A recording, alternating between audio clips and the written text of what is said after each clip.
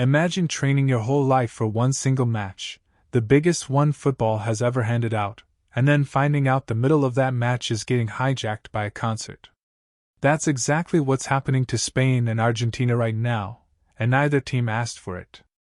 Two federations, two completely different playing styles, two very different reasons for concern, and somehow they've both landed on the exact same worry heading into Sunday. When rivals who agree on almost nothing suddenly agree on this, it's worth asking why. Let's start with something simple. Football has basically one untouchable rule when it comes to timing. 15 minutes at halftime. Not 16, not 20, 15. That number has been sitting there since the laws of the game were first written down, and it applies everywhere, from a rainy Sunday league pitch to the World Cup final itself. Nobody questions it. Nobody bends it. Until now. This weekend, at the stadium hosting the World Cup final in New Jersey, that 15-minute rule is basically getting thrown out the window. FIFA wants a Super Bowl-style halftime, and broadcasters are already preparing for a break that could stretch to 30 minutes. Inside that window sits an 11-minute performance featuring names like Madonna, Shakira, Justin Bieber, and BTS, plus roughly 19 more minutes of everything else that surrounds a production like that. Stage changes. Camera resets. All the stuff you don't see on the set list. Here's the technical wrinkle. IFAB, the organization that actually writes football's laws, says halftime cannot legally go past 15 minutes unless the referee gives permission. Notice that word, permission. It's not a blank check. It's supposed to be the exception, not the plan. FIFA is getting that permission for Sunday. But here's the part that should raise an eyebrow. This isn't the first time they've asked for it. Last year's Club World Cup already saw halftime intervals stretched to 25 minutes. So this weekend isn't some one-time exception dreamed up for a big occasion. It's starting to look like a pattern FIFA is comfortable repeating, and repeating it at the biggest possible stage. And that brings us to the two teams who actually have to live inside that pattern, Spain and Argentina. They're not sitting in the crowd watching a concert get built around them. They're the ones who have to walk back out and play a World Cup final afterward. Spanish media didn't wait around to react. Reports out of Spain made it clear this isn't really a complaint about the music itself. It's about tempo. And if you've followed Spanish football at all over the last decade, you already know how much that word matters to them. Spain's entire game is built on control, on heavy possession that slowly grinds opponents down as the minutes tick by. Their whole identity depends on tiring teams out through the middle of the match, forcing legs to keep chasing a ball they barely get to touch. Now picture handing the other team an extra 15 minutes to recover in the one moment Spain has spent the whole match trying to make painful. That's not a small detail buried in a broadcast memo. That's a reset button sitting right in the middle of Spain's biggest advantage, placed there by the very organization running the tournament. And if Sunday's opponent really is Argentina, that concern only gets sharper. Under Lionel Scaloni, Argentina often leans into a completely different identity, sitting back, absorbing pressure, and hitting teams on the counter when the moment is right. A team built to sit deep and wait doesn't mind a longer breather nearly as much as a team that just spent 45 minutes patiently trying to break them down. So even before a single ball is kicked, you've already got two finalists pulling in opposite directions over something FIFA created purely for entertainment value. Neither of them chose this variable. Both of them now have to plan around it. But tactics aren't the only worry here. There's a physical side to this too, and it's the kind of thing that should concern anyone who has ever watched an athlete try to switch back on after standing around doing nothing for 20+ minutes. Coverage of the tournament has pointed out there's been little thought given to how much standing around players are now doing, and what that could mean for muscle injuries specifically. One football journalist covering the tournament put it directly. The final will be very different from every other game of the World Cup because players will have to be out of action for longer, and that might increase injury. That's not some fan venting online. That's coming from inside the coverage of the event itself. And it's exactly the fear both camps are quietly carrying into Sunday. Nobody wants a World Cup final decided by a hamstring that tightened up during a song. Think about what a final actually is. There's no second leg to fix things next week. No group stage cushion to fall back on if things go wrong. No away goals rule bailing anyone out. Whatever happens in that 90 minutes is permanent, full stop. So dropping a 20-minute unknown into the middle of a match both teams have spent 4 years working toward isn't just messing with the broadcast schedule. It's touching the actual result, whether FIFA wants to frame it that way or not. And this final was already carrying enormous weight before FIFA added a single note of music. Spain, currently Europe's top-ranked side, is chasing a second World Cup title. Argentina, South America's #1 team, is chasing a fourth. And something even bigger than that, becoming the first team since Brazil back in 1962 to win back-to-back World Cups. Neither side wants variables they can't control walking into a match this loaded. So let's dig a little deeper into why Spain specifically is uneasy, because this isn't just a newspaper opinion sitting in a column somewhere. It's baked into everything this team does on the pitch. Spain's coach, Luis de la Fuente, is one win away from delivering his country's second-ever World Cup, a job that already has him on the brink of the biggest achievement of his career. His side just beat France in the semi-final, and it wasn't a scrappy, lucky, backs-against-the-wall result either. It was control from the first whistle to the last, Spain's possession game grinding France down exactly the way it's designed to. That's the machine FIFA's extended interval threatens to interrupt, right when it matters most. Spain doesn't overpower teams early with speed or brute force. They suffocate them slowly, patiently, over 90 minutes, draining energy out of legs that keep chasing a ball they rarely get to touch. It's a strategy that compounds as the match goes on. The longer the game runs, the bigger Spain's advantage becomes, because the other team is running on fumes while Spain is barely out of breath. Now drop a 30-minute reset right into the exact middle of that plan. Whatever fatigue Spain built up over the first 45 minutes doesn't carry the same weight into the second half if the opponent just got handed nearly double the usual recovery time.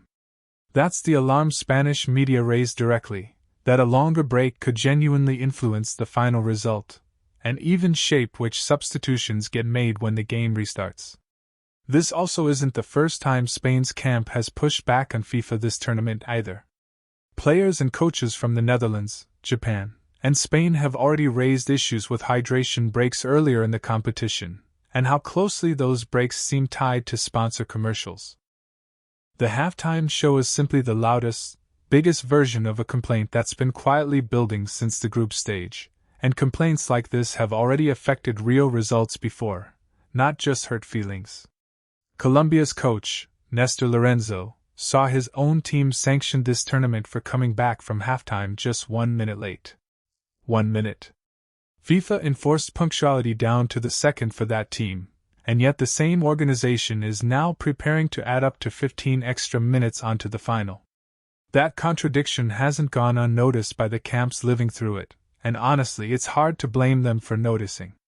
So think about what De La Fuente is actually managing this week. It's not just a lineup and a game plan for Scaloni's counterattacking Argentina. It's preparing for an intermission that could run twice as long as anything his players have dealt with all tournament, in the one match where momentum and physical readiness might genuinely decide a world champion. There's an added wrinkle too. FIFA is reportedly targeting an interval of roughly 20 minutes, built around an 11-minute performance curated by Coldplay's Chris Martin. But that 11 minutes is the optimistic number.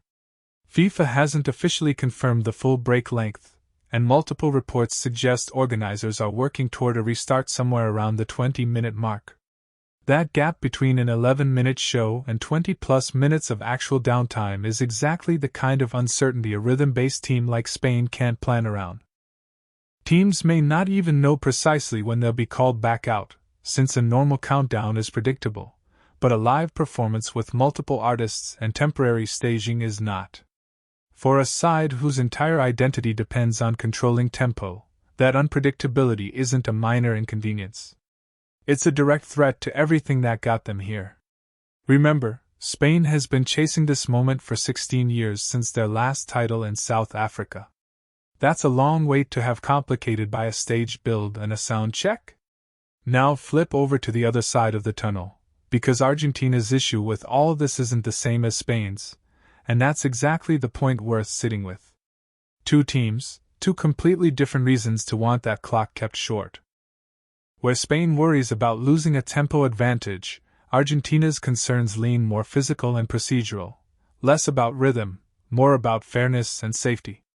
There's already tension simmering between Argentina's camp and FIFA over a separate controversy involving a Falklands-related banner, with real questions still hanging over whether FIFA might punish them before the final even kicks off. Now stack a second unilateral change to match conditions on top of that, in that exact same week. To a federation that already feels singled out once, that doesn't read as a neutral broadcast decision made for television. It reads as something being imposed on them from above, again. Then there's the injury risk, which cuts across both camps but hits especially hard for a team defending recent success on the world's biggest stage. The halftime break is expected to run somewhere between 25 and 30 minutes, and experts covering the tournament have already flagged the increased injury risk that comes with standing around inactive for that long. Argentina isn't just chasing a trophy here, remember. They're trying to become the first team since Brazil all the way back in 1962 to win back-to-back World Cups, a piece of history that stood untouched for over 60 years. A groin strain picked up standing around during a pop performance doesn't care about any of that history, it just ends it, instantly, without warning. Some players carrying minor knocks might actually welcome the extra treatment time a longer break provides, sure. But others could find it much harder to stay sharp and switched on, and coaching staff may need entirely new warm-up routines built into the tunnel area just to manage it. And none of this is hypothetical for Argentina, not even a little. Their run to this final wasn't clean or comfortable.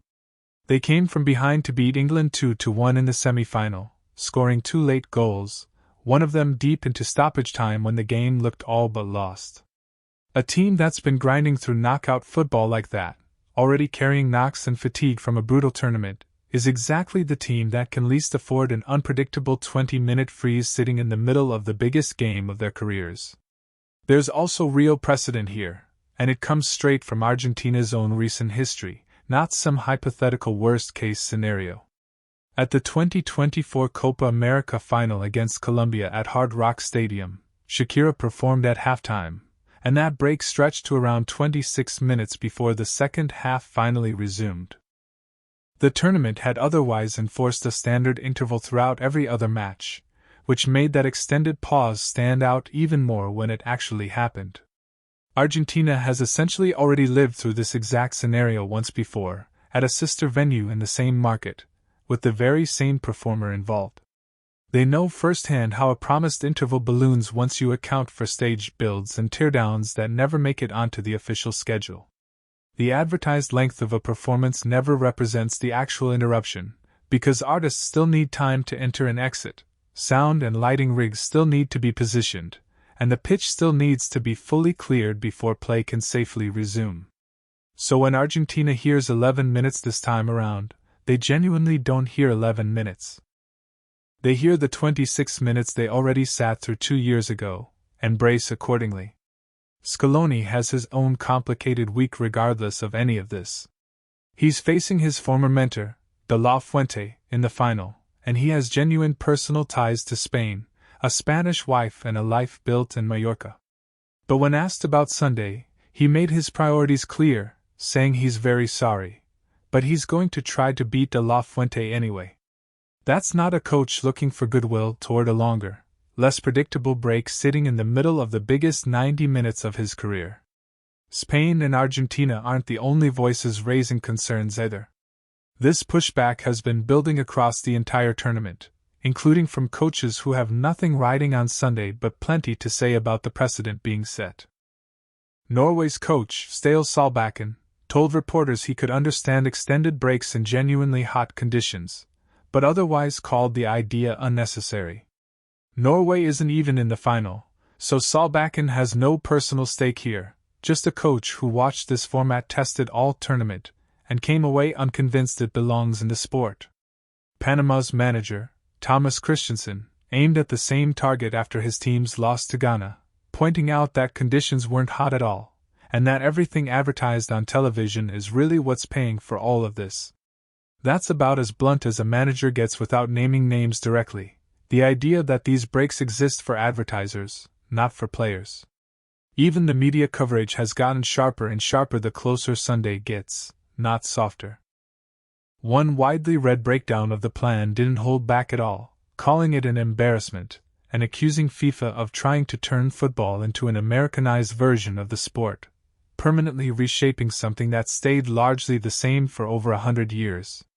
Strong language for sure, but it captures the same unease quietly running through both dressing rooms, just dialed all the way up to make the broader point louder. That same coverage connected all of this to something even bigger than one match, questioning openly why FIFA feels the need to build a halftime spectacle to rival the Super Bowl in the first place, pointing straight back to earlier comments from FIFA President Gianni Infantino about wanting this entire World Cup to feel like 104 Super Bowls rolled into one tournament. 104. Say that number out loud and it sounds almost impossible to take seriously, but that's genuinely the scale of ambition driving this decision, and it's landing squarely on the shoulders of two teams who just want to play their final without a production crew setting up in the middle of it. And the halftime show isn't even the only new addition being bolted onto Sunday's schedule. FIFA says the closing ceremony alone begins a full 90 minutes before kickoff, featuring performers including Tom Cruise, Robbie Williams, and Nicole Scherzinger, all before a single ball has actually been kicked in anger. So by the time Spain and Argentina actually walk out to play the match itself, players will have already sat through, or in some cases performed around, roughly 90 minutes of pre-match entertainment. Add a 30-minute interval on top of that in the middle of the game, and you've effectively built a football match wrapped almost entirely in show business from start to finish, with 90 actual minutes of football squeezed into the middle of it. Regular fans have picked up on this too, not just journalists and coaches. One widely shared reaction summed it up about as simply as possible, that nobody asked for a halftime show, nobody really wants it, and that if it actually stayed at exactly 15 minutes it might genuinely be fine. But everybody already knows that's not what's going to happen once the stage crew gets involved. So here's where things actually stand. Kickoff at MetLife Stadium is locked in. The final between Spain and Argentina goes ahead Sunday, July 19th, and neither team managed to get the format changed. The performance itself is scheduled to run 11 minutes, starting around 3:45 p.m. Eastern, with the match having kicked off at 3 p.m. Everything after that 11-minute mark, the staging, the teardown, the walk back out to the pitch, is the part both camps have flagged as the real unknown. Nobody in either dressing room knows exactly when they'll actually be told to warm back up. FIFA has also confirmed Donald Trump will attend the final, with the U.S. president expected to present the trophy to the winning team. Heads of state in the stands, a trophy ceremony built for television, and two teams just trying to make sure 90 minutes of actual football doesn't get swallowed by everything surrounding it. What both camps are left holding on to now is preparation. De La Fuente's staff have already built extra warm-up planning into their routine. Scaloni's group has lived through a stretched interval before and knows better than most what a promised 11 minutes can turn into once the stage crew gets involved. Neither team can change FIFA's format at this point. What they can control is how their players use those unpredictable extra minutes, staying loose, staying warm, and refusing to let a concert dictate the shape of a World Cup final. There's a strange symmetry to all of this, if you step back and look at the whole picture. Spain worried about losing the tempo advantage they've built over 16 long years of waiting since their last title. Argentina worried about protecting bodies already worn down from a brutal, physical run through the knockout rounds, and about a federation that already feels friction with the people running this entire tournament. Two very different starting points, and yet both sides landed in the exact same place, quietly wishing the break had just stayed short, and neither one of them getting their wish granted. This is a rule that held firm for well over a century, now broken on purpose at the one single match where the two teams playing it have the absolute least room for error. Win or lose, Spain and Argentina will play this World Cup final under conditions either of them asked for, and both of them pushed back against publicly. The trophy still only goes to one team at the end of the night. But for the very first time in football history, how well that team handles a concert sitting in the middle of their own final might matter almost as much as how they handle each other on the pitch.